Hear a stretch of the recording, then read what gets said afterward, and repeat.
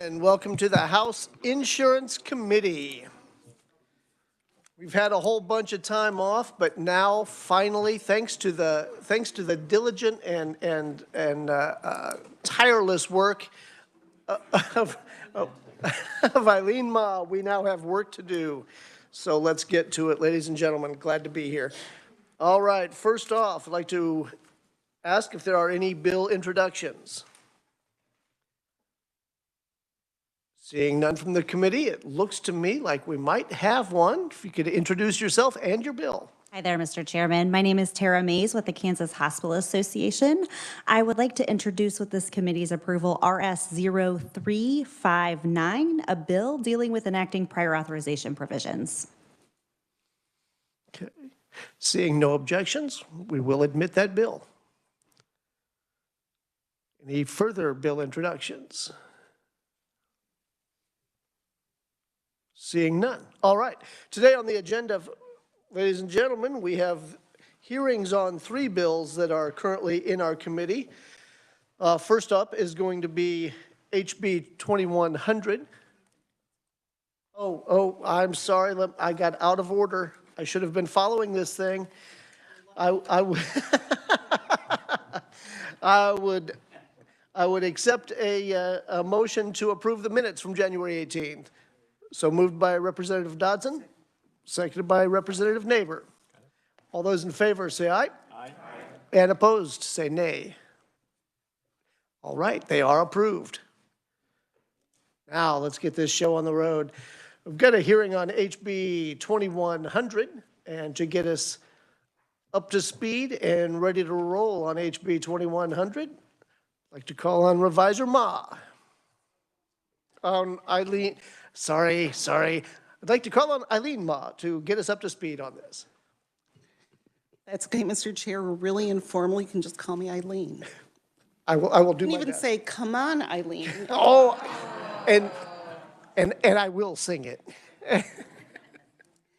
Thank you, Mr. Chair. Good afternoon, committees. House Bill 2100 is our annual date change bill. Annually, all insurers are required to file a risk-based capital report with the Commissioner of Insurance and with the NAIC using the current version of risk-based capital instructions. So each year, the NAIC promulgates a new version of risk-based capital instructions for use, and the legislature is needed to enact a bill to authorize use of that new version of instructions. So House Bill 2100 amends KSA 40-2C01 by advancing the effective date by 1 year. So you can see that amendment on page 2, line 2 of the bill, where the year changes to from 2021 to 2022, hence making the effective date or the version of risk-based capital instructions in effect being the ones that were in effect on December 31st of 2022. And with that, Mr. Chair, I can stand for questions. All right, this is a pretty routine bill that Insurance Committee has to deal with every year. And if one of your questions is going to be, why do we have to keep renewing it every year? Eileen might know, but my answer is I don't know, but we've tried to change it before, and it just keeps coming back to, no, we've got to do it every year. So, Eileen does know the answer to that? Fire away. I would love to hear that answer. I may have heard it before, but I don't recall. Thank you, Mr. Chair. So the legislature delegates certain authorities to administrative agencies, but it doesn't delegate authority to agencies that don't belong to the state or organizations that don't belong to the state. So when the NAIC, which is an outside organization outside of the purview of the state of Kansas, when it does something, we cannot just adopt it. The state can't just do that because they're not an organized body that falls under the purview of the legislature. So what ends up happening is the Department of Insurance needs to request the bill to authorize us to use the version of risk-based capital instructions that the NAIC has promulgated, and that is an appropriate delegation of authority to the insurance department to request that. The legislature, in its wisdom, hopefully enacts that bill and then sends it to the governor for presentment and approval. So if we were to just, let's say, strike the language requiring the legislature to need to approve the versions in effect, it would be an unlawful delegation of authority to the NAIC and unconstitutional. I think you described that much better this time than I think I heard it 2 or 3 or 4 years ago, and this one actually made sense to me. So I'm getting better with practice. either that or maybe my processes are smoothing out in the brain. I'm not sure, but that worked really well. I followed that perfectly. That's I won't have that question again. All right, committee, any further questions for the revisor regarding HB 2100? Seeing none, thank you, and we will be calling on your services again a couple of more times today. All right. Do we have any proponents available for HB 2100? I have Eric Turek of the Kansas Insurance Department listed. Welcome to committee, Eric. Thank you, Mr. Chairman, members of the committee. This is a very simple bill. Many of you have seen this before. House Bill 2100. This simply replaces the number 2021 with 2022. This type of bill, as Eileen stated, this has been passed by the legislature continuously since 2009.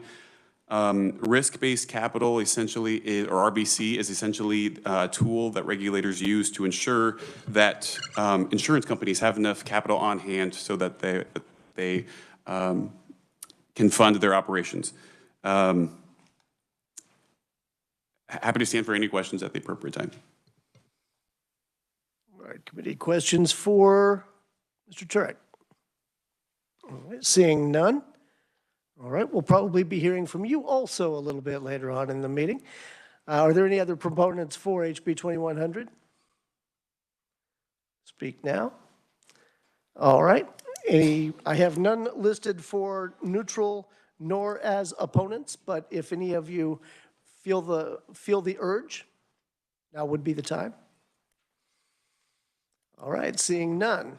We will now close the hearing on HB 2100. Let's move on to HB 2096. And to get us up to speed on this one, come on, Eileen.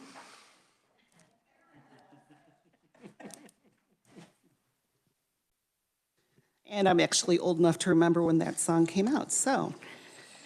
Mr. Chair, Committee, House Bill 2096 amends KSA 12-2624 pertaining to premium taxes paid by group-funded liability pools, and KSA 44-588 pertaining to premium taxes paid by group-funded worker compensation pools. Under current law, group-funded liability pools and group-funded worker compensation pools each pay a tax of 1% per annum based on the gross premiums collected during the previous fiscal year, and the tax is due no later than 90 days after the end of the fiscal year. House Bill 2096 would change the basis upon which the taxes are calculated, and simply the bill replaces fiscal year with calendar year so that group-funded liability pools and group-funded worker compensation pools would pay the premium tax of 1% per annum based on the gross premiums collected during the previous calendar year, and then the tax would be due no later than 90 days after the end of the calendar year. And with that, I can stand for questions. All right, we do have some questions. Representative Essex. All right, thank you, Mr. Chair, and thank you. I'm sure many in this room already know the answer to this, but this is just for my benefit. So I know we're talking time frames here, but the premium taxes, help me understand who pays those and where that money goes. What is it for? Representative, I am the reviser, so I can talk to you about the legality of the bill and what we've done to it, but the proponents can speak to the reasons for whys and what fors. Okay, thank you. I think we can bushwhack Eric with that one here in just a few minutes. But now you've given him a heads up and he's preparing for it. That's cheating. All right, any questions for the reviser regarding 2096? Seeing none? All right, thank you very much. All right, let's go straight to the proponent testimony. And once again, we have Eric Turek from the Kansas Insurance Department. Welcome back to the stand. Thank you, Mr. Chairman. Eric Turek here with the Kansas Insurance Department. Representative, I'll get to your question in just a little bit. You have my written testimony. I won't be reading from that. But essentially, this is an extremely technical bill, just like the previous. Group-funded pools of all types, they do pay a premium tax. If you look at the bill currently, it states, if I can get you that line number here, line 28 on the first page, and then also line 31. Their premium taxes are due 90 days after the fiscal year currently. Exactly when does that fiscal year start and when does that end? That's is it the state's fiscal year? You know, the statute just doesn't speak to that specifically. I will say that of the 17 pools in Kansas, 12 of them have their fiscal years that end on December 31. So essentially, it already is the calendar year. So because of that, the department is already collecting 90 days after. The deadline for the tax collection there is 90 days after the calendar year already. So this is just this change would just simply streamline current processes. Additionally, the vast majority of premium taxes that we collect at the department are within the first few months of the year. So this is extremely technical in nature. This has already been working for the pools for quite some time. I think that's all I've got, Mr. Chairman. And I'd be happy to answer. Sure. So, Representative, would you mind repeating your question one more time?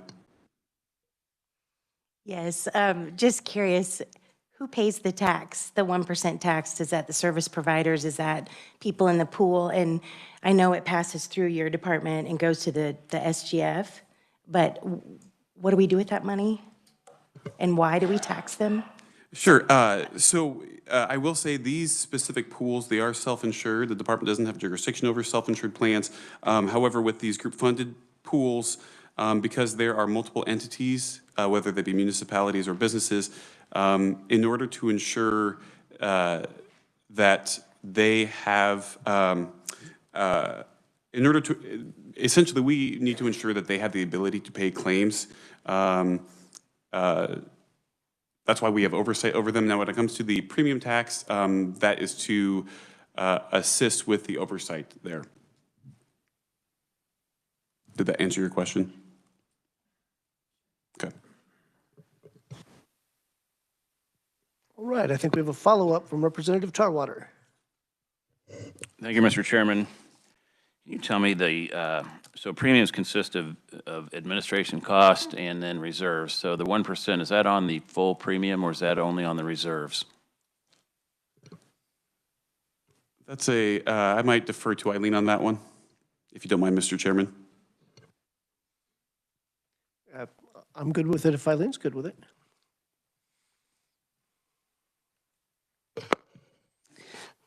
Thank you, Mr. Chair. I'm trying to find the line here. It's on gross premiums collected by the pool at the rate of 1% applied to the collective premium relating to all Kansas members of the pool for the preceding year. Okay, and what are some of the other states charging for that around us? You're talking about the 1%? I don't have that information, but I can be sure to get you that. Okay, thanks. I think that would be good information for the committee. Further questions? Yes, Representative Underhill. Do you have any information on when the other 5 typically pay or when their fiscal years? Because we're not adding new pools regularly, so. Sure, yes. So I actually don't have their fiscal years, the dates for their fiscal years. What I can say is that, from memory, one of the pools, their fiscal year ends on October 31, I think. A couple on July 1. But just for, but 70% of the pools, their fiscal years end at the end of the calendar year. The other pools are also already in compliance with that too.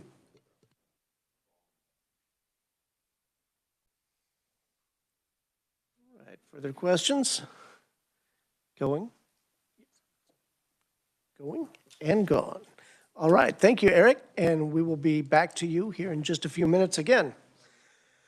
I have no opponent or neutral testimony or testifiers listed.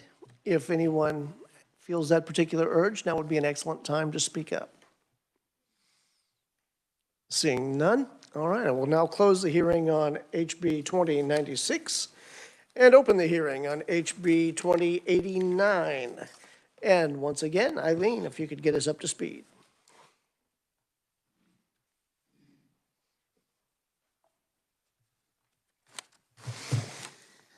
Thank you, Mr. Chair and members of the committee. House Bill 2089 modifies the requirement of prepaid service plans to provide a list of all individuals who solicit memberships on their behalf to the insurance department. Under current law, each prepaid service plan that's authorized to do business in the state is required to register each individual who solicits memberships on their behalf, pay an annual registration fee of $2 per individual, and provide a list of those individuals to the insurance department biannually on January and July 1st of each year. And those registration requirements are currently codified in KSA 40-4203. House Bill 2089 would amend current law in 4 ways.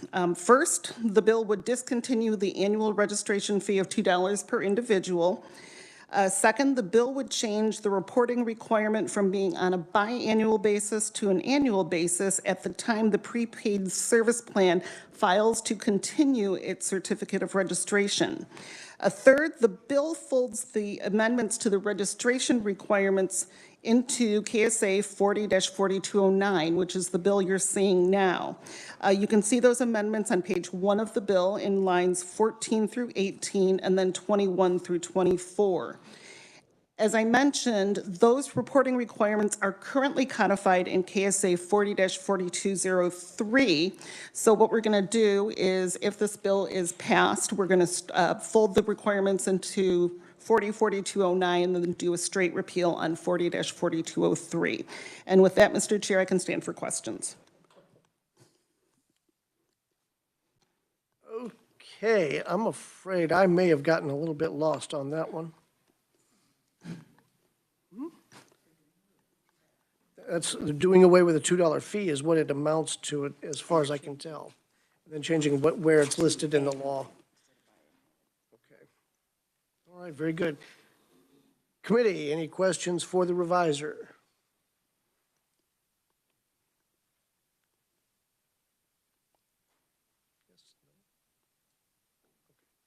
All right, hearing none. Thank you very much, Eileen.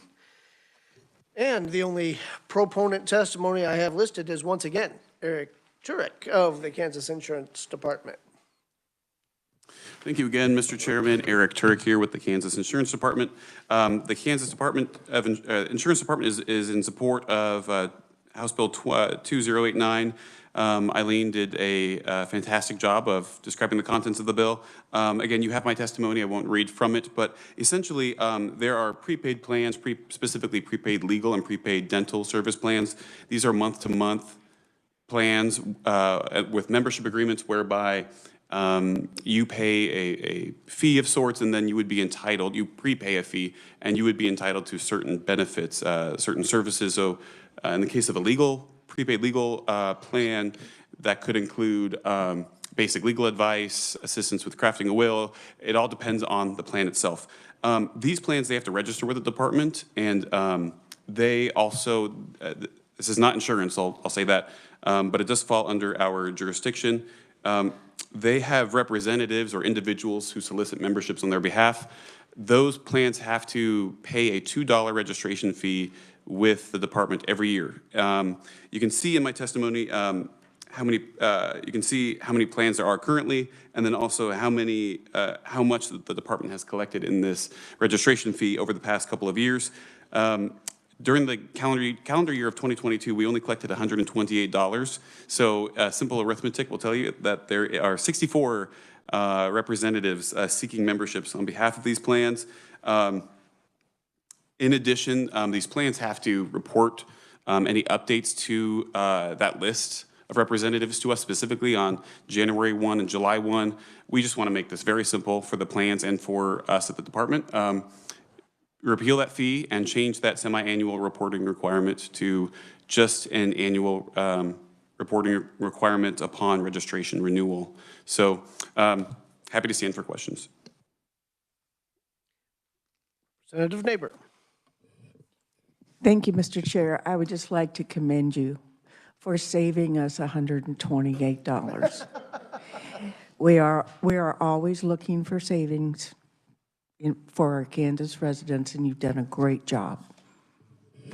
You know, Thank you. I don't think that I've seen a fiscal note this low during my time here. That wasn't $0. But what I can say is that, you know, this does make our operation a little bit more streamlined at the department. So. All right. She does raise an interesting question, though. If you're going to be reducing SGF like this, where are you making up for the commensurate loss? Not a serious question. Don't worry. Representative Collins. Thank you, Mr. Chair. I just wanted to add that that could be divided by 2.9 million, and we'll know exactly how much is saved for the citizen, each citizen.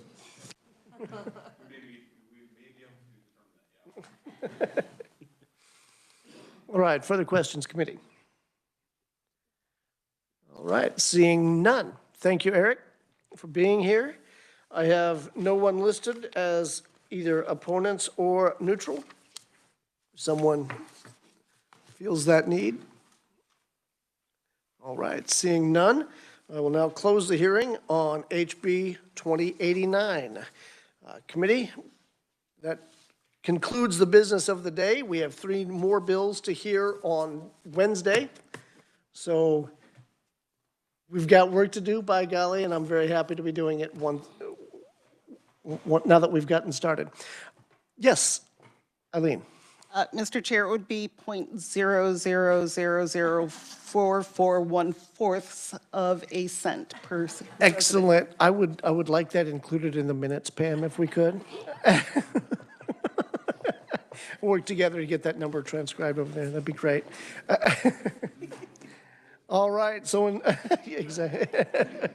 So until Wednesday, ladies and gentlemen.